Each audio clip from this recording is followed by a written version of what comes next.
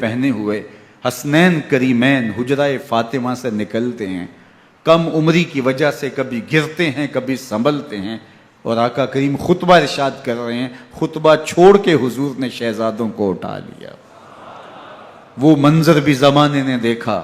حضرت عبداللہ بن شداد کہتے ہیں کہ حضور سجدے میں تھے اور سجدہ اتنا طویل ہو گیا، ہمیں لگا یا تو وحی کا نزول ہو رہا ہے یا پھر اللہ کا حکم آ گیا اور اللہ کے محبوب کی روح قبض کر لی گئی۔ لیکن میں نے جب نظریں اٹھا کے ننکیوں سے دیکھا تو کیا منظر تھا کہ حسین ابن علی حضور کی پشت پہ بیٹھے ہوئے اور میرے آقا سجدے کو طول دے رہے ہیں۔ اللہ اکبر! حسین کے لیے پیغمبر کے سجدوں کو طول دیا جا رہا ہے۔ حسین ابن علی کبھی منبر پہ حضور کی اطراف میں بیٹھتے ہیں، وہ منظر بھی دنیا نے دیکھا کہ حضور کے مبارک کندھوں پر حسین ابن علی بیٹھے ہیں اور حضور کی زلفوں کو پکڑا ہوا ہے۔ تو حضرت عمر رضی اللہ تعالیٰ عنہ دیکھ کے کہتے ہیں واہ واہ کیسی سواری میسر آئی حسین ابن علی کو۔ تو میرے آقا مسکرا کے کہتے ہیں عمر سواری دیکھتے ہو سوار بھی تو دیکھو۔ اللہ اکبر! حضرت اسامہ بن زید بن حارثہ رضی اللہ تعالیٰ عنہ فرماتے ہیں رات کا ایک پہر گزر گیا اور مجھے حضور سے کوئی کام تھا، میں آقا کریم کی خدمت میں حاضر ہوا، در دولت پہ دستک دی، حضور تشریف لائے تو چادر اوڑی تھی، بکل کی ہوئی تھی میرے حضور نے، تو میں نے اپنی حاجت کہی تو حضور نے میری حاجت پوری کر دی۔ لیکن ایک منظر میں نے دیکھا کہ حضور نے جو چادر کی بکل فرمائی تھی اس کے اطراف میں پہلوؤں میں ابھار تھے، جس طرح اندر کوئی ہو۔ مجھ سے نہ رہا گیا، میں نے پوچھ لیا، میں نے کہا بندہ نواز چادر کے اندر کیا ہے؟ فَكَشَفَهُ، تو حضور نے چادر کو کھول دیا۔ فَإِذَا الْحَسَنُ وَالْحُسَيْنُ عَلَىٰ وَرِكَيْهِ، تو کہتے ہیں میں نے اپنی آنکھوں سے دیکھا ایک پہلو سے امام حسین لپٹے ہوئے تھے، ایک پہلو سے امام حسن لپٹے ہوئے تھے۔ فرمایا یہ میرے بیٹے ہیں، یہ میری بیٹی کے بیٹے ہیں، اے اللہ میں ان سے پیار کرتا ہوں، تو بھی ان سے پیار کر، جو ان سے پیار کرے اس سے بھی پیار کر۔ ان کی محبت کا درس دیا، ان کے پیار کا سبق پڑھایا، کہا ان سے پیار کرنے والا میرے سے پیار کرنے والا ہے، ان سے بغض رکھنے والا میرے سے بغض رکھنے والا ہے۔ ان کی تکلیف حضور کو بے چین کر دیتی تھی۔ حضرت سیدہ فاطمہ الزہرا رضی اللہ تعالی عنہ کے گھر کے قریب سے گزرے تو حضرت امام حسین کے رونے کی آواز آ رہی تھی، تو آقا کریم علیہ السلام نے فرمایا کہ فاطمہ حسین کو چپ کرواؤ، الا تعلمی ان بقاءہ یوزینی، تو جانتی نہیں حسین کا رونا مجھے دکھ دیتا ہے۔ حسین ابن علی کو حضور رونے نہیں دیتے تھے، ان کو دکھی نہیں ہونے دیتے تھے، کیونکہ رسول اللہ صلی اللہ علیہ وسلم جانتے تھے کہ یہ کتنے دکھ سہے گا، کتنی تکلیفوں سے گزرے گا اور کتنے مصائب سہے گا۔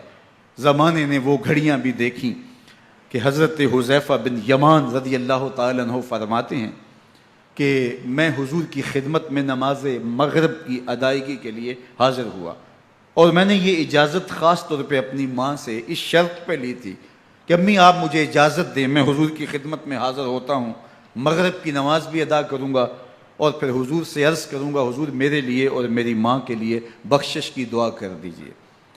ماں نے اس شرط پہ اجازت دے دی اور میں حضور کی خدمت میں آ گیا، نماز مغرب ادا کی، سلام پھرا تو میرے دل میں آرزو تھی میں حضور سے عرض کروں حضور میرے لیے اور میری ماں کے لیے مغفرت کی بخشش کی دعا کر دیں، لیکن حضور عبادات میں ذکر میں نوافل میں ایسے مشغول ہوئے کہ میں آرزو رکھنے کے باوجود بھی عرض نہ کر سکا۔ خیر نماز عشاء کا وقت ہوا، اذان پکاری گئی، حضور مصلی پہ آئے، نماز پڑھی، سلام پھرا تو میرے دل میں پھر خیال آیا کہ ماں سے ایک نماز کی چھٹی لی تھی، نمازیں بھی 2 ہو گئیں، ماں نے جاتے پوچھنا ہے حضور سے میرے لیے اور اپنے لیے مغفرت کی بخشش کی دعا کروائی تھی تو کیا جواب دوں گا؟ اور حضور اٹھے اور کاشانہ اقدس کی طرف چل دیے۔ اب میرے دل میں یہ خیال رہ کے آ رہا تھا کہ ماں کو کیا جواب دوں گا، میں تو حضور سے بخشش و مغفرت کی دعا کروا ہی نہیں سکا۔ جب حضور چل پڑے تو غیر ارادی طور پہ میں بھی حضور کے پیچھے چل پڑا، چلنے میں تھوڑی سی رفتار تیز ہو گئی جس سے قدموں کی آہٹ پیدا ہوئی، تو جب آواز پیدا ہوئی تو حضور نے رخ پھیرے بغیر فرمایا من ھذا، میرے پیچھے پیچھے کون آ رہا ہے؟ پھر خود ہی کہا حذیفہ تو نہیں، تو میرا دل دھڑک رہا تھا. قل تو نعم, میں نے کہا جی جی حضور, میں حذیفہ ہوں. فرمایا ما حاجتوں کا غفر اللہ لکا ول امک, کیا کام ہے, اللہ تجھے بھی بخش دے, تیری ماں کو بھی بخش دے. اب جو کام تھا وہ جنبش لب سے پہلے ہی ہو گیا. یہاں تو لفظوں کا سہارا بھی نہیں لینا پڑتا, وہ بند لبوں کی بولیاں بھی سنتے ہیں. اقبال بولا ہے فروغت صبح آثار و دہور, چشم تو بھی نندائے معاف صدور, تیری نظر تو سینوں کے چھپے راز بھی دیکھتی.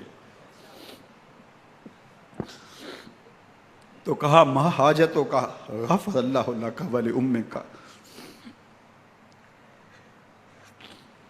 اللہ تجھے بخش دے, تیری ماں کی بھی مغفرت کر دے, کیا کام ہے. اب جو کام تھا وہ تو ہو گیا. تو میرے حضور نے ارشاد فرمایا حذیفہ سنو, ابھی ابھی ایک فرشتہ آیا ہے جو اس سے قبل دھرتی پر پہلے کبھی نہیں آیا. آج پہلی مرتبہ اللہ سے اجازت لے کے 2 کام کرنے آیا ہے. ایک تو مجھے سلام کرنے آیا ہے, اور دوسرا خوشخبری دینے آیا ہے کہ آپ کی بیٹی فاطمہ جنتی عورتوں کی سردار ہے, اور حسن اور حسین جنتی جوانوں کے سردار. ایک طرف یزید ناپاک میسون کا پلیت بیٹا, اور ایک طرف محمد عربی کا نواسا, فاطمہ کے دودھ کا اثر, علی المرتضیٰ کے خون کی تاثیر, رسول اللہ صلی اللہ علیہ وسلم کے کندھوں پہ بیٹھنے والا. ایک دن حضور نے امام حسین رضی اللہ تعالیٰ عنہ کے ہاتھ پکڑ لیے اور ان کے پاؤں اپنے پاؤں پہ رکھے, اور پھر فرمایا بیٹے آگے بڑھو, اور ان کے پاؤں حضور کی پنڈلیوں پہ آئے. پھر کہا بیٹے اور آگے بڑھو, حتیٰ کہ ان کے پاؤں حضور کی رانوں پہ آئے. پھر فرمایا بیٹا اور آگے بڑھو, تو ان کے پاؤں حضور کے مبارک بطن اقدس پہ آئے. پھر بازوؤں کو کھینچ کے اپنے قریب کیا, اور حسین ابن علی کے منہ میں اپنی زبان رکھ دی, اور وہ اس طرح چوس رہے تھے جس طرح کھجور چوسی جاتی ہے. تو اللہ کے محبوب علیہ السلام نے حسین ابن علی کو اپنی زبان کا لعاب دہن دے کر کے, وہ شیر رحمت دے کر کے, وہ کوثر و تسلیم سے پاکیزہ تر آب رحمت عطا کر کے ان کی ہمیشہ کے لیے پیاس بجھا دی, تاکہ کل کربلا کے تپتے ہوئے ریگزار میں حسین ابن علی کو پیاس کی شدت تنگ نہ کرے اور پائے استقلال میں لغزش نہ آنے پائے.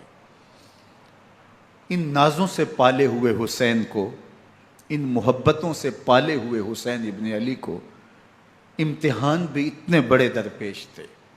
یاری تیری سونا پر ازمیشاں تیریاں اگ, سونا پرکھیا جامدہ ہے نال اگاں دے لگ. جتنا بڑا شخص ہوتا ہے اتنی آزمائشیں بھی بڑی ہوتی ہیں. پیغمبر رحمت کی آغوش میں کھیلنے والا, حجرہ فاطمہ کا جانشین, مصلی رسول کا وارث, منبر رسول صلی اللہ علیہ وآلہ وسلم پر حضور کے مبارک پہلو اور گود میں بیٹھنے والا حسین, حضور کی زبان چوسنے والا حسین, حضور کے کندھوں پہ سواری کرنے والا حسین, آقا کریم علیہ الصلوۃ والسلام کے مبارک سجدے کی حالت کے اندر حضور کی پشت پہ کھیلنے والا حسین, جس حسین کا دروازہ مسجد نبوی کے اندر کھلتا تھا اور یزید کی کرتوتوں کے چشم دید گواہ تھے. یزید جب تخت نشین ہوتا ہے تو اسے یہ فکر ہوتی ہے کہ امام حسین, عبداللہ بن زبیر, عبداللہ بن عمر, عبداللہ ابن عباس یہ میری بیعت کریں. اور وہ ولید بن کو لکھتا ہے کہ ہر صورت میں ان کی بیعت لو, اور اگر بیعت نہ دیں تو سختی کرو. حضرت امام حسین رضی اللہ تعالی عنہ کو بلاوا آتا ہے کہ آپ کو دارالامارت میں گورنر ہاؤس میں بلایا جا رہا ہے. ولید بن عقبہ کا پیغام آپ کو پہنچتا ہے. آپ اس وقت فرماتے ہیں کہ اس وقت جو پیغام پہنچا ہے وہ کسی خطرے سے خالی نہیں ہے. تو کچھ سواروں کو ساتھ لیا, کہا تم دارالامارت کے باہر کھڑے رہنا, اگر میری آواز بلند ہوئی تو اندر آ جانا, ورنہ تم انتظار کرنا. آپ اندر گئے. ولید بن عقبہ نے مروان کو بھی بلایا تھا. مروان بن حکم یہ گورنر مدینہ ولید سے پہلے رہ چکا ہے، تو اس نے مشورہ دیا کہ سختی کی جائے۔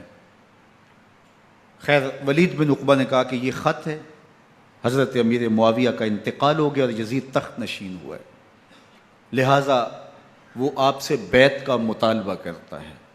تو حضرت امام حسین رضی اللہ تعالیٰ عنہ نے فرمایا کہ میرے جیسا شخص یوں چھپ کے بیعت نہیں کر سکتا، اور آپ واپس پلٹے۔ مروان بن حکم نے ولید بن عقبہ کو کہا کہ یہ موقع ہے جانے نہ دیا جائے، اگر یہ نکل گئے تو دوبارہ تم قابو نہیں پا سکو گے، اور انہیں یہیں قتل کر دیا جائے۔ حضرت امام حسین رضی اللہ تعالیٰ عنہ نے یہ بات سن لی، کہتے ہیں حضرت امام حسین انہی قدموں کے بل واپس پلٹے اور مروان بن حکم سے مخاطب ہو کے کہا، مروان کیا بول رہا ہے؟ وہ خاموش ہو گیا۔ فرمایا تو جانتا نہیں ہم کون ہیں؟ آنا حسین ابن علی ابن ابی طالب، میں حسین ہوں، میں علی کا بیٹا ہوں، ہمارے گھر میں قرآن اترتا رہا ہے، وحی کا نزول ہوتا رہا ہے، اور یزید فاسق ہے، فاجر ہے، مسلمانوں کا قاتل ہے اور شرابی ہے، میں ڈنکے کی چوٹ پہ یزید کی بیعت سے انکار کرتا ہوں۔ بس حیدری کچھار سے محمدی شیر نکل آیا ہے۔ اب اوسان خطا ہو گئے، راستہ چھوڑ دیا، واپس آئے، سیدہ زینب سے ملے، کہا مدینے کو چھوڑنا پڑے گا۔ کہا بھیا کیا ہوا؟ کہا یزید بیعت لینے پہ مصر ہے اور میں کسی صورت بھی بیعت نہیں کروں گا، رسول اللہ کا مدینہ ہمارے خون سے لالہ زار بنے گا، میں نہیں چاہتا کہ حضور کے شہر نور کی حرمت پامال ہو۔ دوستو وہ کیسا منظر ہوگا جب حسین ابن علی نے آخری حاضری حضور کے روضے پہ دی ہوگی۔ حاجی یا معتمر 10 دن کے لیے، 8 دن کے لیے، 20 دن کے لیے مدینہ المنورہ عارضی سکونت اختیار کرتا ہے، اور حضور کے روضہ انور سے، اس شہر نور سے، ان گلیوں سے، ان بام و در سے ایسا مانوس ہو جاتا ہے کہ جب واپس پلٹ رہا ہوتا ہے ان دعاؤں کے ساتھ کہ دوبارہ آنا بھی نصیب ہو، اور اسے لگتا ہے کہ میں دوبارہ بھی بلایا جاؤں گا، لیکن اس کے باوجود شہر حبیب چھوڑنا قیامت سے کم نہیں ہوتا۔ اعظم چشتی مرحوم آخری بار جب حضور کے روضہ انور پہ گئے تو بیمار تھے، ویل چیئر پہ تھے۔ باب بقی سے باہر نکلے تو خادم سے کہا کہ میری ویل چیئر پیچھے سے کھینچو تاکہ میرا رخ روضہ انور کی طرف رہے، اور وہ پیچھے سے کھینچتا چلا جا رہا ہے۔